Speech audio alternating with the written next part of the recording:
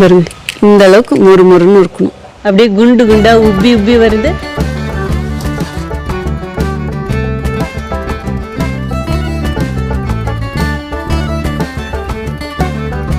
Hi friends, welcome to cook with Sangeetha.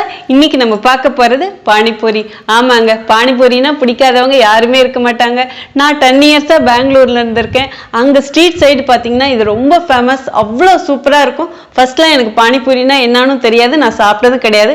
But நான் பெங்களூர் போனதுக்கு அப்புறம் தான் இது சாப்பிட்டு பழகினேன். ஸோ அங்கே நான் பார்த்துருக்கேன் அவங்க எப்படிலாம் செய்வாங்கன்னு. இன்னைக்கு அதே ஸ்டைலில் தான் உங்களுக்கு செஞ்சு காட்ட போகிறேன். பூரியும் செஞ்சு காட்ட போகிறேன், பானியும் செஞ்சு காட்ட போகிறேன். நம்மக்கிட்ட என்ன பொருள் வச்சிருக்கிறோமோ இன்னைக்கு அதை வச்சு செஞ்சு காட்ட போறேன். ரொம்ப எளிமையான முறையில சங்கீதா ஸ்டைல செய்ய போறேன். நம்ம சேனலை யாரெல்லாம் என்ன சப்ஸ்கிரைப் பண்ணலையோ சப்ஸ்கிரைப் பண்ணுங்க. ப்ளீஸ் கீழே இருக்கிற பெல் பட்டன்ல மறக்காம ஆள் கொடுங்க. அப்பதான் நான் போற வீடியோ உங்களுக்கு உடனே வரும். வாங்க இப்ப எப்படி செய்யறதுன்னு பார்க்கலாம். இப்போ பானிபூரி செய்யறதுக்கு நம்ம தேவையானதெல்லாம் ரெடி பண்ணிக்கலாம். ஃபர்ஸ்ட் நம்ம பூரிக்கு மாவு பிசைஞ்சிக்கலாம். ஒரு பாத்திரம் எடுத்துக்கோங்க.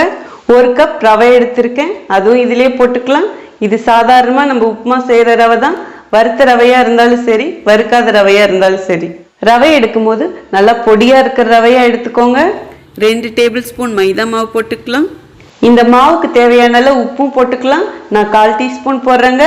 நான் பிங்க் சால்ட் போட்டிருக்கேன். உங்ககிட்ட இருந்தா இதுக்கு போடுங்க. ஏன்னா பர்டிகுலரா இந்த ரெசிபிக்கு இது போடும் போதும் டேஸ்ட் சூப்பரா இருக்கும். சப்போஸ் உங்ககிட்ட பிங்க் சால்ட் இல்லைன்னா ஒயிட் சால்ட் போட்டுக்கோங்க. இப்போ இதை அப்படியே ஒரு தடவை மிக்ஸ் பண்ணிக்கோங்க. இந்த அளவுக்கு மிக்ஸ் பண்ணா போதுங்க. பாருங்க, 1/4 கப் தண்ணி எடுத்திருக்கேன். இப்போ கொஞ்சம் கொஞ்சமா ஊற்றி நம்ம பிசையலாம். நம்ம பூரிக்கு மாவு பிசைகிற மாதிரி தான் பிசையணும். நல்லா கட்டியா பிசைஞ்சா தான் இந்த பூரி நல்லா மொறு மொறுன்னு வரும். பாருங்க, 1/4 கப் தண்ணி ஊற்றணும். இன்னும் உதிரி உதிரியாவே இருக்கு. நம்ம இன்னும் கொஞ்சம் தண்ணி ஊற்றி பிசைஞ்சிக்கலாம். ஃபர்ஸ்ட் 1/4 கப் ஊற்றணும், அப்புறம் 1/4 கப்ல பாதி ஊற்றணும். நீங்க எடுக்கிற ரவை எப்படி இருக்கோ அதுக்கு தகுந்த மாதிரி தான் தண்ணி இழுக்கும். எல்லா ரவைக்கும் ஒரே மாதிரியே தண்ணி இழுக்காது. இந்த மாவை நல்லா சாஃப்டா வர மாதிரி பிசைஞ்சுக்கோங்க. ஸோ இப்போ இந்த அளவுக்கு மாவு பிசைஞ்சா போதுங்க. இந்த மாதிரி ஒரு ஒயிட் கிளாத்தை தண்ணியில நினைச்சு எடுத்துக்கோங்க. இப்போ இந்த மாவு மேல அப்படியே போட்டு மூடிடுங்க. இதை இப்படியே 20 நிமிஷத்துக்கு வச்சிடுங்க. இப்போ பானி ரெடி பண்ணிக்கலாம். ஃபர்ஸ்ட் அதுக்கு தேவையானதை அரைச்சிக்கலாம். ஒரு மிக்சி ஜார் எடுத்துக்கோங்க. 1 கைப்பிடி கொத்தமல்லி தழை இதில் போட்டுக்கலாம். 1 கைப்பிடி புதினா தழை போட்டுக்கலாம். சின்னதாக ஒரு துண்டு இஞ்சி எடுத்து பொடியாக கட் பண்ணி வச்சுருக்கேன், அதுவும் இதிலே போட்டுக்கலாம். 3 பச்சை மிளகாய் இதிலே போட்டுக்கலாம். நீங்கள் உங்கள் காரத்துக்கு ஏற்ப போட்டுக்கோங்க. பாருங்க, ஒரு லெமன் சைஸ் புளி எடுத்து தண்ணியில் ஒரு தடவை கழுவிட்டு எடுத்திருக்கேன். இந்த புளியும் இதிலே போட்டுக்கலாம். இதோடைய எலுமிச்சம்பழ சாறு 1 டீஸ்பூன் ஊற்றிக்கலாம். இது கண்டிப்பாக ஊற்றுனுங்க.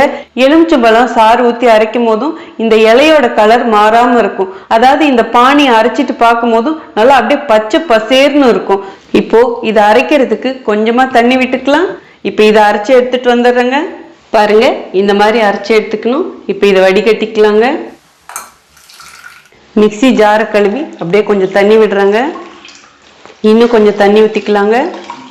உங்களுக்கு எந்த அளவுக்கு பானி வேணுமோ அதுக்கு தகுந்த மாதிரி தண்ணி ஊற்றி அட்ஜஸ்ட் பண்ணிக்கோங்க. இந்த சக்கையை கீழே போட்டுடலாம். பாருங்க, பானி நம்ம ரெடி பண்ணியாச்சு. இப்போ இந்த பானிக்கு தேவையான பொருட்களை போட்டுக்கலாம். மெயினான ஒரு பொருள் சாட் மசாலா 1 டீஸ்பூன் போட்டுக்கலாம். இதோடையே கரம் மசாலா 1 டீஸ்பூன் போட்டுக்கலாம். வறுத்து பொடிச்ச ஜீரகப்பொடி 1 டீஸ்பூன் போட்டுக்கலாம். இது கூடவே பெருங்காய பொடி 1/2 டீஸ்பூன் போட்டுக்கலாம். இந்த பானிக்கு தேவையான அளவு உப்பு போட்டுக்கலாம். நான் பிங்க் சால்ட் போடுறேன், உங்ககிட்ட இது இருந்தா போடுங்க, இல்லைன்னா ஒயிட் சால்ட்டையும் போட்டுக்கலாம். பாருங்க, சாட் மசாலாவிலையும் உப்பு தன்மை இருக்கும். ஸோ அதனால உப்பு பார்த்து போடணும். இப்போ இது எல்லாத்தையும் நல்லா மிக்ஸ் பண்ணுங்க. உப்பு, காரம், புளிப்பு எல்லாம் கரெக்டாக இருக்கான்னு பார்த்துக்கோங்க. உங்களுக்கு தகுந்த மாதிரி அட்ஜஸ்ட் பண்ணிக்கோங்க. புளிப்பு பத்தலைனா கொஞ்சம் புளி தண்ணி வேணாலும் ஊற்றிக்கலாம், இல்லை கொஞ்சம் லெமன் ஜூஸ் வேணாலும் ஆட் பண்ணிக்கலாம். அவ்வளோதாங்க, நம்ம பானியும் ரெடி ஆயிடுச்சு. இதை அப்படியே ஒரு பக்கம் வச்சிடுங்க. இப்போ நம்ம ஸ்டஃபிங் ரெடி பண்ணிக்கலாம். அதுக்கு 2 உருளைக்கிழங்கு வேக வச்சு இந்த மாதிரி மசிச்சு எடுத்து வச்சிருக்கேங்க. இப்போ இதில் தேவையான மசாலா பொடியும் போட்டுக்கலாம்.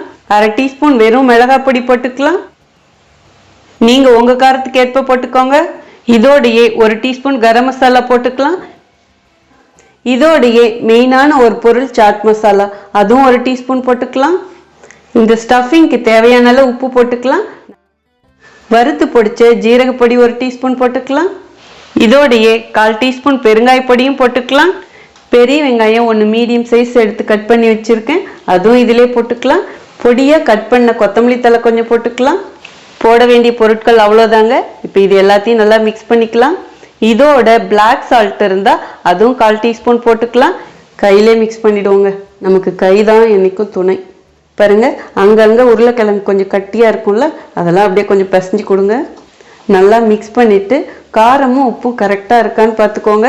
உங்களுக்கு தகுந்த மாதிரி அட்ஜஸ்ட் பண்ணிக்கோங்க. பாருங்கள், இப்போது நம்ம ஸ்டஃபிங்கும் ரெடி ஆயிடுச்சு. இதை அப்படியே ஒரு பக்கம் வச்சுடுங்க. இப்போது பூரி சுட ஆரம்பிச்சிடலாம். அதுக்கு நம்ம பிசைஞ்சு வச்ச மாவு எப்படி இருக்குன்னு பார்க்கலாம். ஃபஸ்ட்டு இந்த துணியை எடுத்துருங்க. மாவு நல்லா ஊறி இருக்குது, இந்த மாதிரி நல்லா கட்டியாக இருக்கணும். இப்போ இது பூரியாக தேய்ச்சிக்கலாங்க. பாருங்கள், இப்போ நான் கிச்சன் ஸ்லாபில் தான் போட்டு பூரி தேய்க்க போகிறேன். ஒரு ட்ராப் ஆயில் இதில் தடவிக்கிறேன். இப்படி நல்லா உருட்டிக்கோங்க. பாருங்கள், இந்த மாவை நான் 2ஆக பிரிச்சுக்கிறேன். ஒரு உருண்டை தனியாக இப்படி வச்சுருங்க. இந்த மாதிரி இப்படி உருட்டிக்கோங்க. இப்போது இது மேலே கொஞ்சமாக மைதா மாவு இல்லை கோதுமை மாவு தூவி விடுங்க.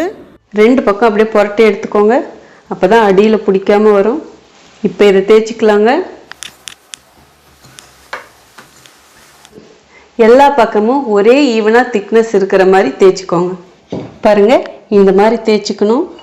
இப்போது இது நம்ம பூரிக்கு ஏற்ற மாதிரி கட் பண்ணிக்கலாம். நான் ஒரு கிளாஸ் எடுத்துக்கிட்டேன். ஸோ இந்த மாதிரி ரவுண்டாக இருக்கிற மாதிரி எடுத்துக்கோங்க. நல்லா வச்சு இப்படி ப்ரெஸ் பண்ணுங்கள். இந்த மாதிரி பண்ணும்போதும் நமக்கு பூரி நல்லா ஷேப்பாக கிடைக்கும். இப்போது இந்த பூரியை மட்டும் எடுத்துடலாம்.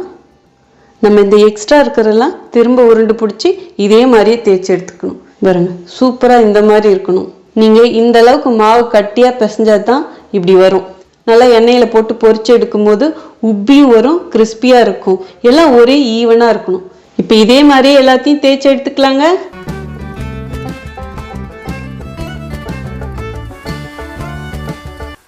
நம்ம இது மாதிரி தேய்ச்சி ஒரு ட்ரேவில் எடுத்து வச்சுக்கலாம். அப்போ பூரி போடுறதுக்கு ஈஸியாக இருக்கும். பாருங்கள், எல்லா மாவும் தேய்ச்சாச்சு. வாங்க இப்போ எப்படி பூரி போட்டு எடுக்கிறதுன்னு பார்க்கலாம். இப்போது பூரி சுடுறதுக்கு ஸ்டவ் ஆன் பண்ணி ஒரு பாத்திரம் வச்சுட்டேன். தேவையான அளவு எண்ணெய் ஊற்றிக்கலாங்க. பூரி சுடுறதுக்கு எண்ணெய் நல்லா காயணுங்க, அப்போ தான் உப்பி வரும். பாருங்கள், எண்ணெய் நல்லா காஞ்சிடுச்சு. இப்போ அடுப்பணலை கம்மி பண்ணிவிட்டு பூரி போட்டு எடுத்துக்கலாம்.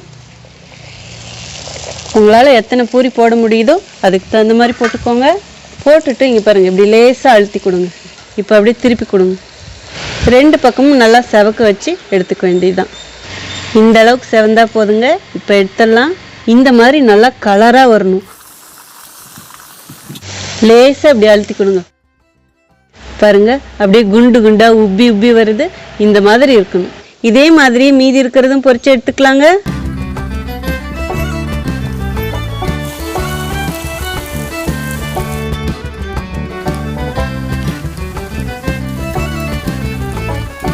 இதுதாங்க லாஸ்ட் அடிசல்.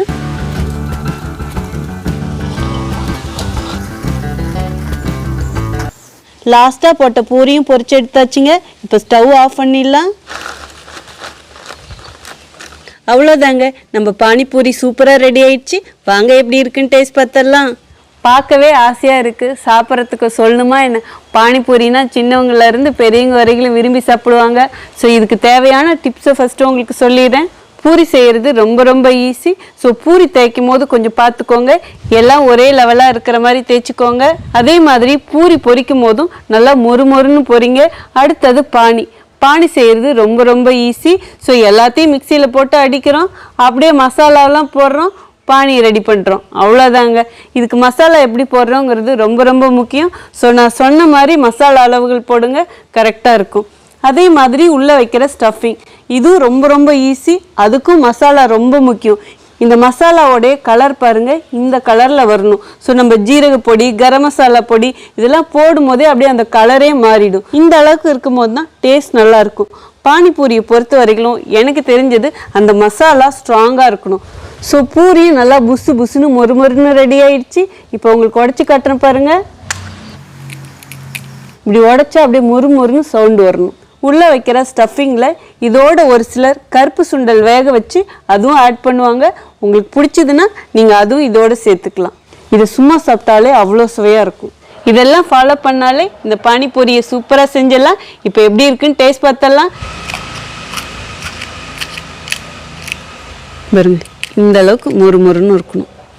இப்போ இது உள்ள ஸ்டஃபிங் வச்சுக்கலாங்க. உங்களுக்கு எந்த அளவுக்கு வேணுமோ அந்த அளவுக்கு வச்சுக்கோங்க. இந்த ஸ்டஃபிங்கை வதக்காதீங்க, அதாவது தாளிக்காதீங்க. தாளித்தா அதோடைய வாசனை போயிடும், அந்த பச்சை ஸ்மெல் போயிடும், நல்லா இருக்காது. இது மேலேயே கொஞ்சமாக வெங்காயமும் வச்சுக்கலாம். இப்போ இதை அப்படியே பானிக்குள்ளே விட்டு நிறைய பானி எடுத்துட்டு அப்படியே சாப்பிட வேண்டியதாங்க. இப்போ சாப்பிட்டு பார்த்துடலாங்க.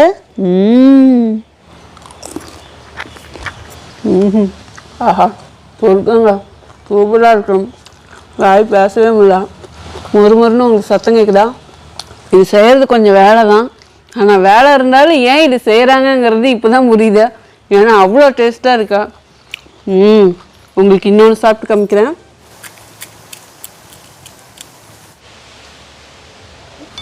பானிக்குள்ளே விட்டு எடுக்கிறதுக்கு முன்னாடி ஒரு வாட்டி இதை மிக்ஸ் பண்ணிக்கோங்க.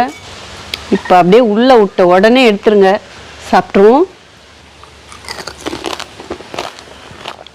சொல்ல வார்த்தையே இல்லை, சான்ஸே இல்லை. செம்மையாக இருக்கும். நான் சொன்ன மாதிரி பூரியை நல்லா போகிறீங்க, அப்போ தான் கிறிஸ்பியாக இருக்கும். இல்லைன்னா கொஞ்ச நேரத்தில் நமுத்து போயிடும். நல்லா இந்த மாதிரி கலர் வந்திருக்கணும். ரொம்ப சூப்பராக இருக்குங்க. கண்டிப்பாக நீங்கள் ட்ரை பண்ணுங்கன்னு சொல்லுவேன். ஸோ நீங்களும் இதே மாதிரியே ட்ரை பண்ணி பார்த்துட்டு எப்படி இருக்குன்னு சொல்லிட்டு கமெண்ட் பாக்ஸில் சொல்லுங்கள். உங்களுக்கு இந்த ரெசிபி பிடிச்சதுன்னா ப்ளீஸ் மறக்காமல் ஃபஸ்ட்டு ஒரு லைக் கொடுத்துருங்க. ரொம்ப ரொம்ப பிடிச்சதுன்னா உங்கள் ஃப்ரெண்ட்ஸ் அண்ட் ஃபேமிலிக்கு ஷேர் பண்ணுங்கள். நீங்கள் இதுவரைக்கும் எனக்கு கொடுத்துட்ருக்க ஆதரவுக்கு ரொம்ப ரொம்ப நன்றி. உங்களுக்கு என்ன ரெசிபி வேணுமோ ப்ளீஸ் அதுவும் கமெண்ட் பாக்ஸில் சொல்லுங்கள். இதே மாதிரி அடுத்த ஒரு ஸ்பெஷல் ரெசிபியில் உங்களை சந்திக்கிறேன். Until then, see you. Bye bye. Love you all.